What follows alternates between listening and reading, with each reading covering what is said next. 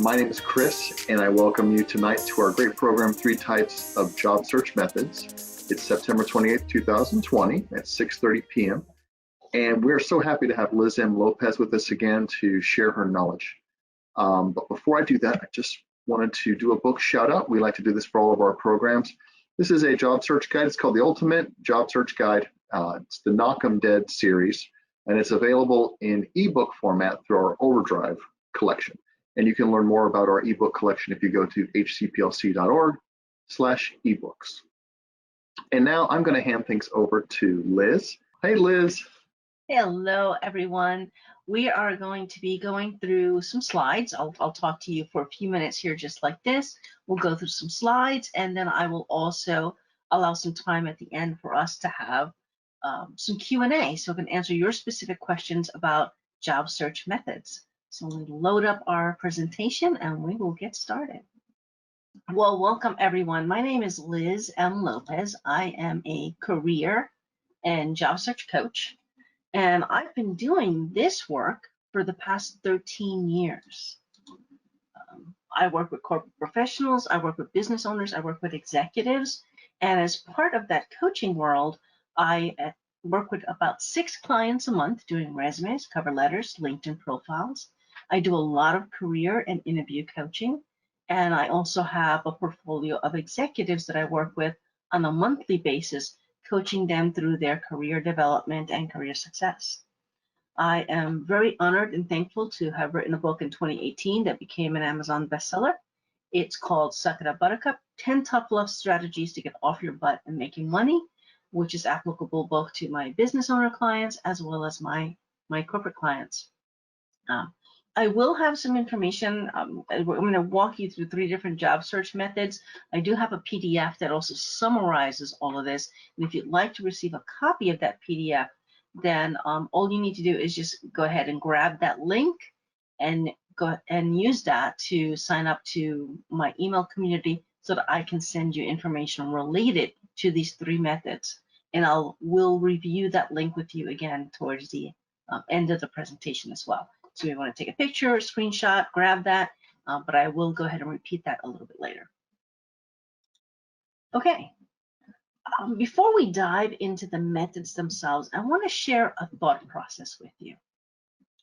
And that careers are created. You know, jobs belong to employers, but your career is yours. You have full ownership. And there are actions you can take both inside and outside of the office to generate a much more lucrative career, a career that excites you, that you're excited to get up and go into the office or do the work from home, and that's really developing and aligned to your core values as well as to your skill sets. Here are just to review some items that you have a lot of control of and can make a big difference in how your career grows, as well as how your salaries grow in response to that. And that is your performance, of course, your day-to-day performance within the role that you have, as well as your overall professional development. Now, a lot of times, people get stuck with thinking professional development means training at work. And while it is true that your employer may train you, your professional development really is you taking ownership of your education and skill set development.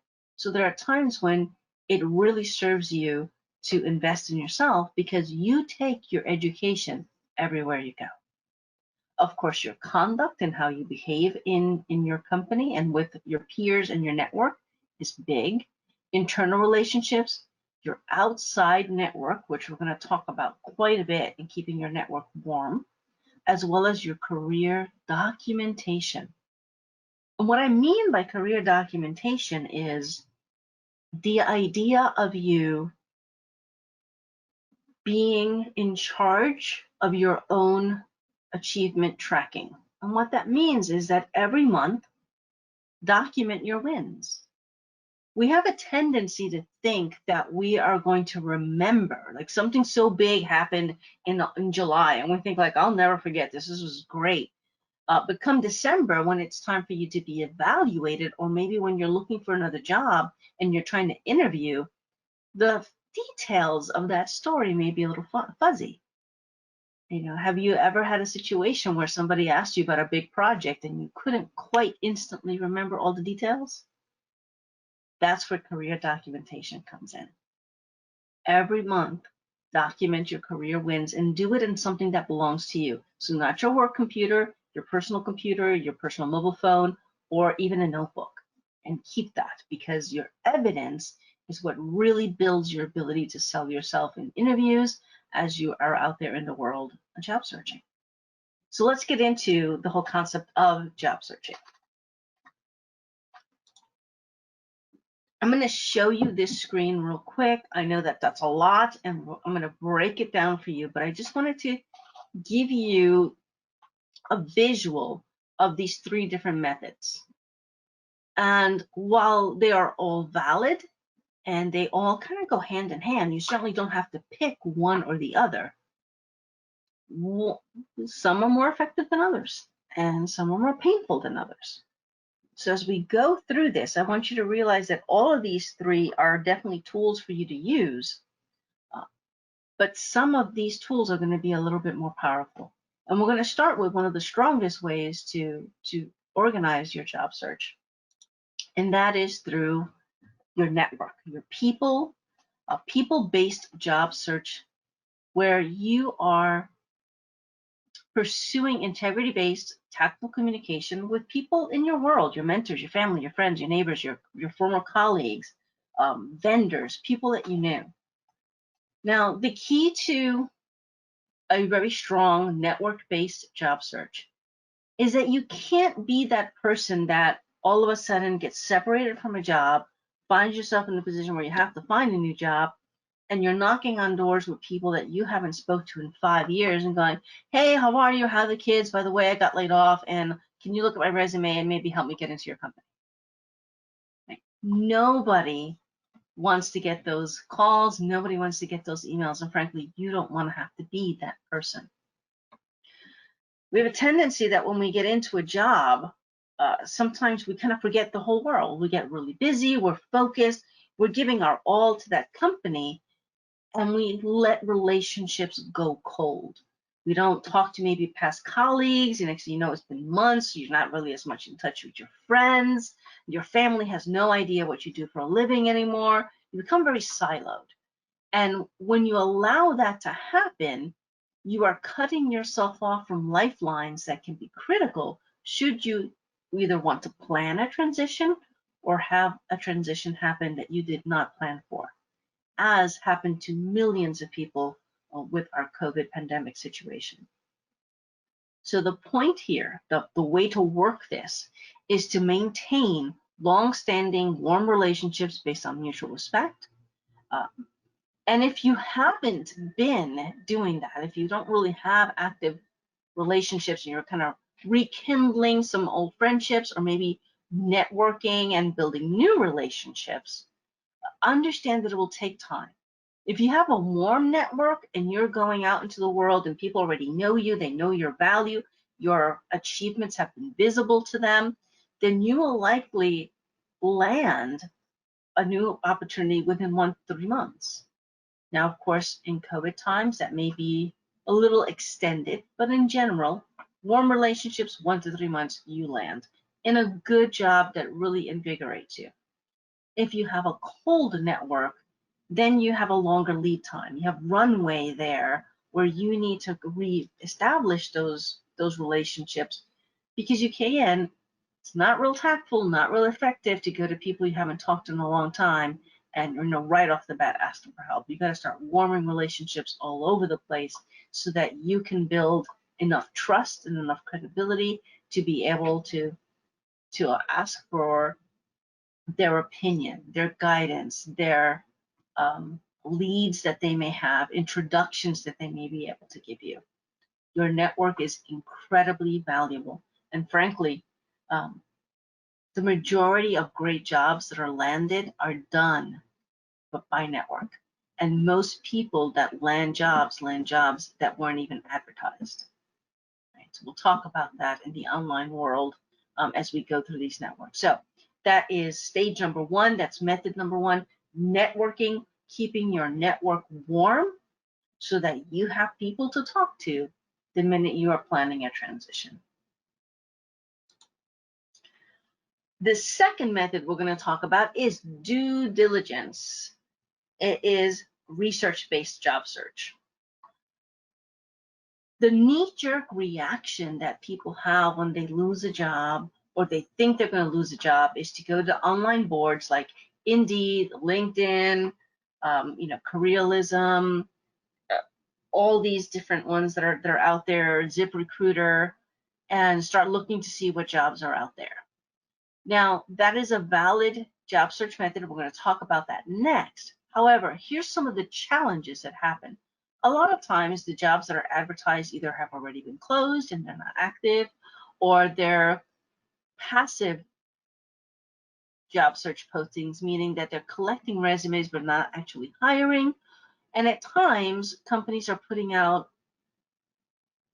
job search descriptions and job postings because they may already have somebody in mind, but they're obligated to do a search.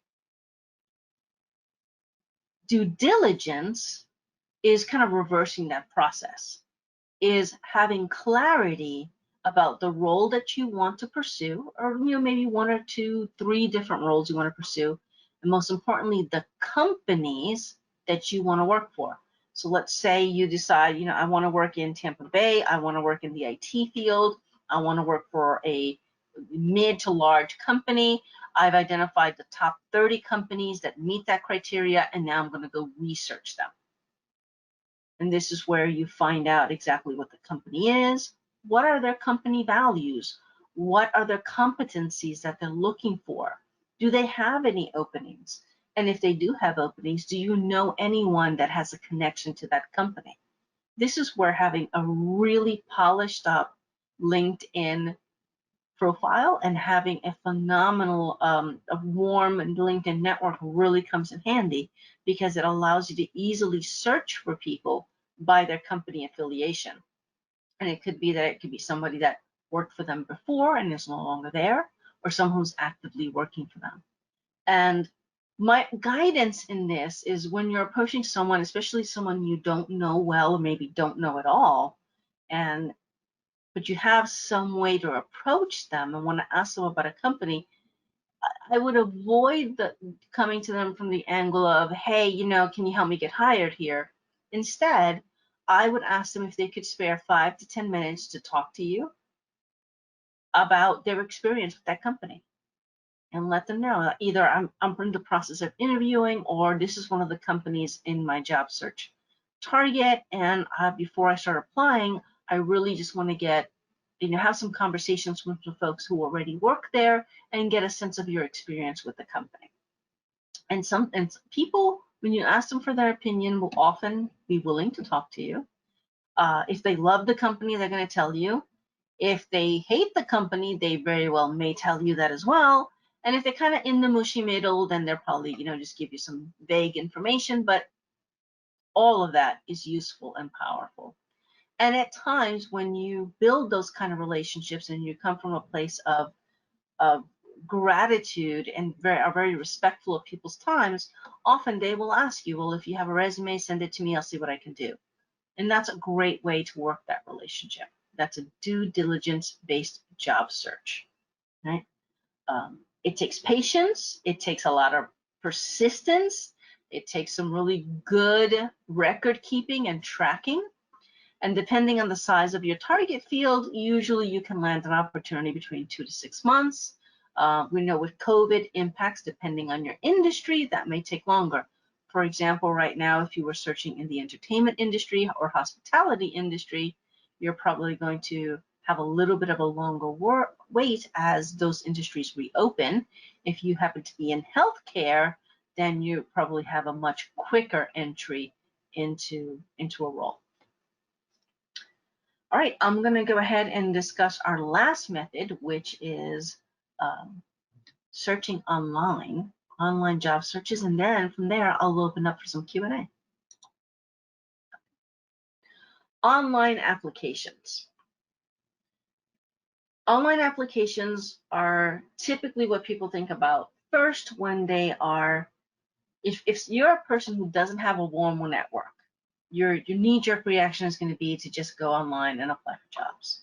Again, perfectly valid way to find a job. People do get employed through online applications constantly, but it is at times a more painful process.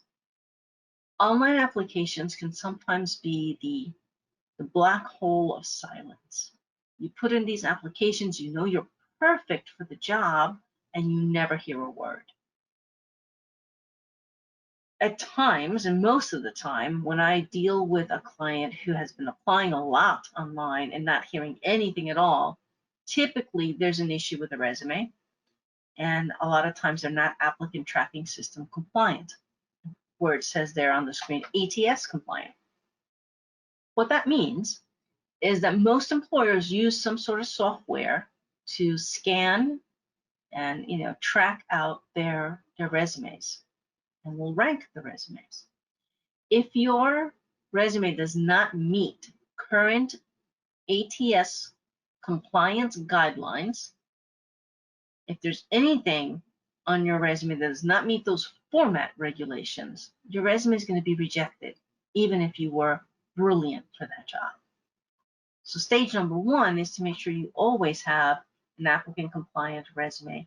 And I'm just going to throw it in there because I just think it's so important, although it's slightly off topic, is most of the templates that you will find online, Microsoft templates, Google templates, all these different templates that you'll find online, 99.9% of them are not ATS compliant. So if you've been using a template and not having progress in your job search, that may be your biggest issue. And I bring this up because at times people come to me and just so upset, and they're so frustrated, and they're feeling defeated because they've been searching for so long and not hearing anything, and they start to think that something is wrong with them, or that they don't have the right qualifications, or that they've had this long career and it doesn't mean anything. And that's not the case. Often, you just don't have the right format to really make it through all these different kind of loopholes to get in the system, or your resume is just not written powerfully enough. But even if you have perfect job search tools like your resume, your cover letter, your LinkedIn profile are outstanding and professionally developed, even with that, it's going to be a longer road.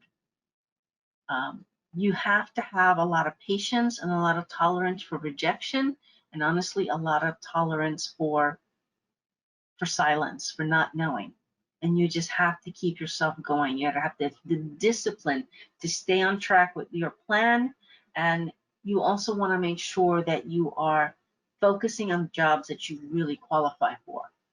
Because there are times when individuals in a job search mode will start kind of doing this pepper effect where they just applying for anything and everything that they see. And what happens is that now they feel like they're applying for hundreds of jobs and not getting a response.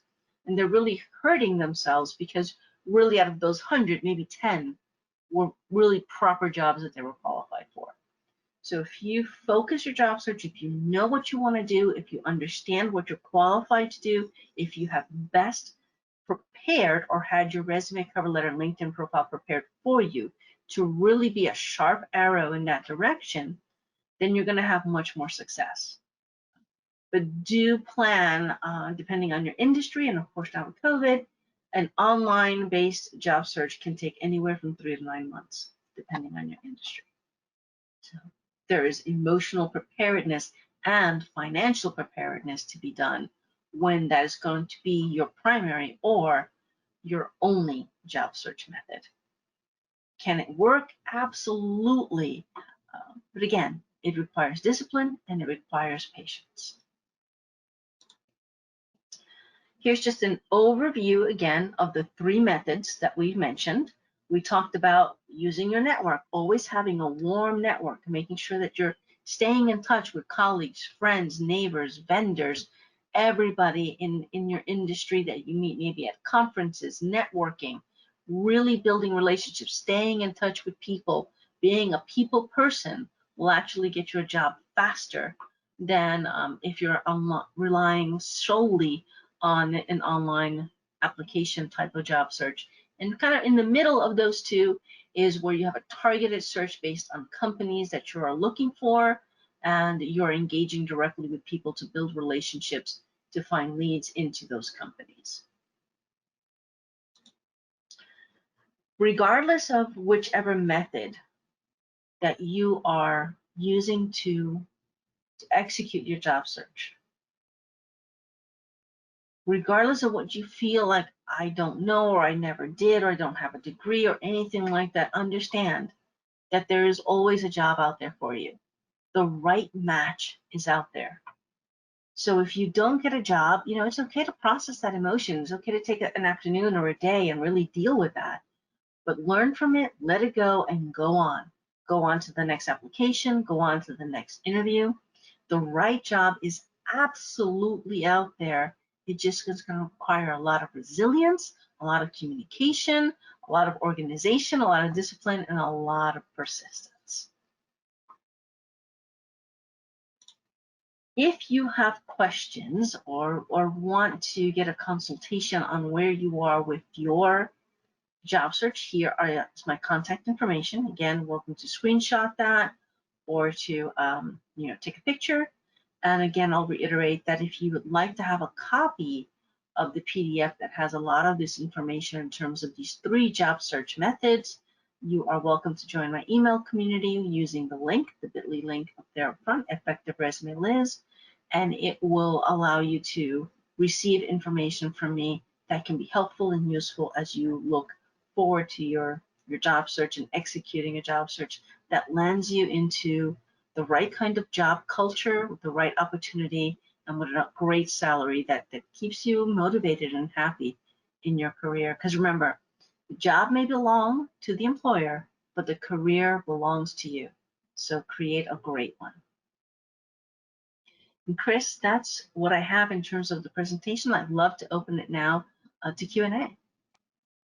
We do have a few questions. Let's see. One is related to, you were talking about keeping relationships warm. And I believe they're asking, in addition to LinkedIn, would you recommend something like Facebook for those types of goals? I recommend anything that allows you to be in touch with people. So LinkedIn is a great research and a professional platform, but I'm talking about anybody in your life. So if you're someone who's already on Facebook, you're open on Facebook, and your colleagues are there and they're willing to be engaged with you, your cousins, anybody and everybody could be important, can be that person that has the right lead for you. So if you are social and you're already on those platforms, absolutely, it doesn't matter what it is, look, if you've got a good friend on TikTok, then go for it. Yeah. But LinkedIn certainly is a place where you're probably going to have access to colleagues, mentors, vendors that you've worked with, past clients, and often that's where you find your next opportunity. All right. The next question is, where can you find information on ATS formats and compliance? You can always do an internet search. Most of that information is pretty decent. I also have a course available. So if you go to my website, lizmlopez.com, if you look at courses, I have a very accessible course at a low cost that you can do that talks about resumes, and it really goes through everything in terms of ATS and what to do and what not to do as well. All right, we have a couple more questions here. Let's see. The next one is about how much time to spend on job searching. I guess it depends on what phase you're at and how urgent things are, but how would, on average, what would you recommend? It's probably at least a couple hours a day. Again, depending on your urgency. For some people, it's 8 hours a day constant. I do think you need to give yourself a break there. There's this buzzword out there right now called self-care. And while that may seem kind of like buzzy and silly or faddish, the truth is that self-care in your job search is critical. You need to be able to take a break. You need to be able to breathe, remind yourself who you are, exercise, go make sure you have the right clothing, you spend time with family while you can, do your hobbies. 2 to 4 hours a day is probably plenty. But it again really depends. If you're someone that I'm on a severance plan for 6 months, I'm peaking, but I'm not really deep. You just may spend an hour a day or every other day just warming your network until you're ready to go into full-time search mode. So it can be very individual. But if you're in a tight job search, 2 to 4 hours a day is not unusual. Right. Okay. Someone is asking about you. They want to know, what is a mastermind leader? A mastermind leader. So I, in addition to my individual coaching, also partner with other organizations as well as an organization of my own where I lead mastermind groups. So these are groups of either business owners or career professionals who come together to build relationships, build that network, and share ideas, share challenges, and kind of brainstorm together how to fix those, or look for different opportunities, maybe do joint ventures together.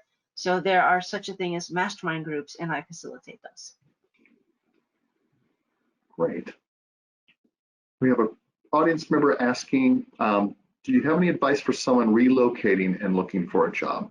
This person's going to be moving from New York to Florida next year, and they're just wondering about that process.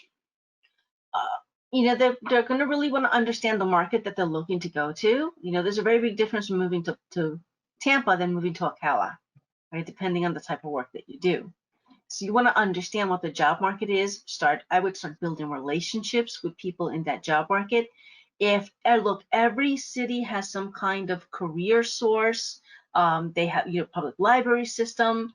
They have, different networking companies that are doing all sorts of events are virtual right now. So you can actually participate in a lot of those events for the city that you're moving to and start building relationships, as well as understanding, kind of that middle column of who are the companies that are the big boys in that area, and starting to build relationships with those companies you plan to target for your job search. Okay.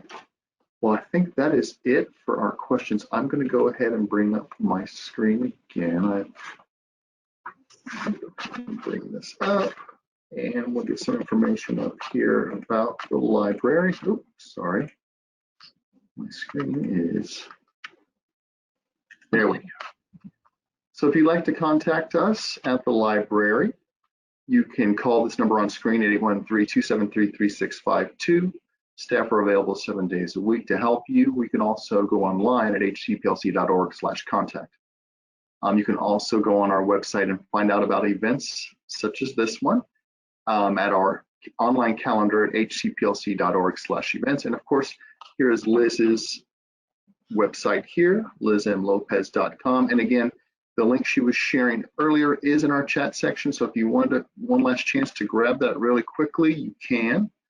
But yeah, Liz, thank you so much for being with us again. We really appreciate you taking time out of your busy schedule to share your knowledge.